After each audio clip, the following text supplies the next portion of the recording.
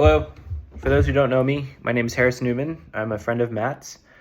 I have never done stand-up comedy before, so this is very daunting. However, when I first got the assignment or heard about this, I was like, oh my God, I'm going to kill it. Like, I've always wanted to be a comedian, and I feel like I'm secretly really good at it. And this is going to be like my chance to show everyone, like tap into this like hidden talent.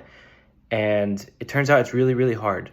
So I used the internet to help me. First, I looked up how to do stand-up comedy, and I got a really good article, and it was really hard to do still. So I was like, I'm gonna use ChatGPT. So that's what I did, and it was actually really helpful.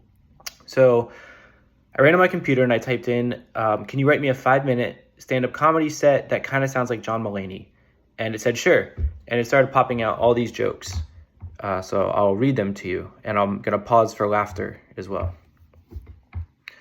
I recently tried going vegan for a week, and let me tell you, that was a terrible decision.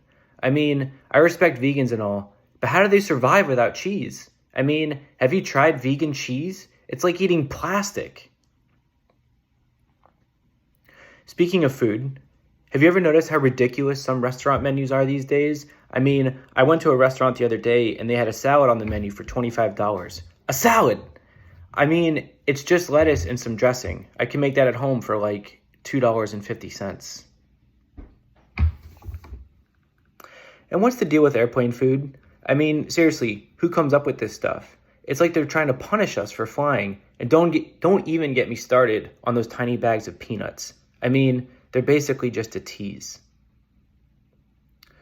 Now, I hope you've laughed in that time, and if you haven't, or in case you decided to heckle me, which I don't appreciate, but I understand it's part of the gig, I also looked up some responses. So if you've heckled me, then this is what I would say to you. Well, that's just like your opinion, man. A reference to the movie Big Lebowski. Wow. Sorry, it says, also a comedian might use self-deprecating humor. So I would say, wow, I didn't realize I was bombing that hard. Thank you for letting me know.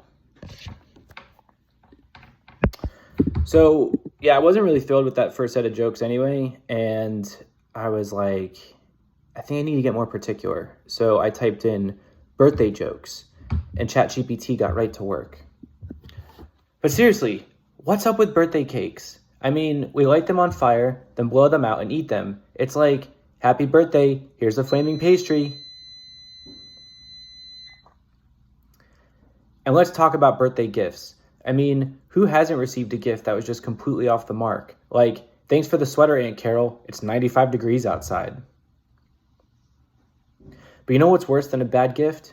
No gift at all. I mean, how many times have we been in that situation where we're like, okay, I know it's their birthday, but do I really have to get them something? And then you end up with that awkward moment where you're singing happy birthday and everyone's staring at you like, where's the present? So yeah, I still feel like these weren't really hitting the mark for what I first envisioned for my first comedy act. And I realized ChatGPT is only as good as the information you put in. And the article I read on doing stand-up also said to draw from your key relationships. So I gave it information about Matt to make it more relevant for this audience. So I wrote, can you write jokes about my friend Matt? He is 6 feet tall. He lives in Portland, Oregon. He likes to watch weird movies, wear funny sweaters, do pull-ups, and make really big breakfasts. ChatGPT didn't just get to work. It popped out a numbered list with 5 jokes about Matt. Here they are. Number 1, why did Matt refuse to watch the movie Gravity? Because he's already 6 feet tall and doesn't need any extra height. Number 2, Matt's sweater collection is so funny that even his closet is constantly cracking up. Number 3, did you hear about the time Matt did pull-ups for an hour straight? It was a real tall order. Number 4, Matt's breakfasts are so big, I'm pretty sure he's secretly trying to feed the entire city of Portland. Number 5, Matt's taste in movies is so weird, I'm starting to think he's secretly a character in a David Lynch film. Sorry. The last one really felt more like a roast than a joke, as were the other ones. And, you know, I said, I feel like I really got to stick the landing. And I just feel like it needs a certain human touch. So I went back to the article and it said, always end your stand-up act with a line that people will remember. Thank you.